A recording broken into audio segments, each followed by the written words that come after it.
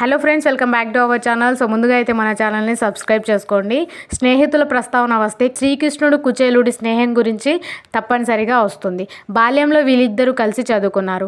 అల్ప సంతోషి అయిన కుచేలుడు పెళ్లి చేసుకుని దారిద్ర్యం బహుసంతానంతో జీవిస్తున్నాడు. ఈ క్రమంలో భార్య సహాయంతో శ్రీకృష్ణుని కలిసేందుకు వెళ్తాడు. ద్వారక వెళ్ళాక అతడికి కన్నయ్య ఆత్మీయ స్వాగతం పలుకుతాడు. ఇంటికి వచ్చిన అతడిని కాలు కడిగి నెత్తిన చల్లుకొని అతిథి మర్యాదలు చేస్తాడు శ్రీకృష్ణుడు. కుచేలుడు తెచ్చిన అటుకులను ప్రేమతో స్వీకరిస్తాడు.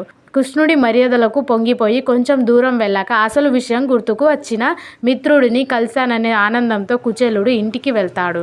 మిత్రుడి రాకకు గల కారణాన్ని గ్రహించిన కన్నయ్య అతడికి ఐశ్వర్యాన్ని ప్రసాదిస్తాడు. నోరు తెరిచి అడగకపోయినా చేసిన సహాయానికి కన్నయ్యను కుచేలుడు మనసులోనే స్మరించుకుంటాడు. స్నేహానికి అర్థం చెప్పే వీరి బంధం ఎప్పటికీ ప్రత్యేకమే.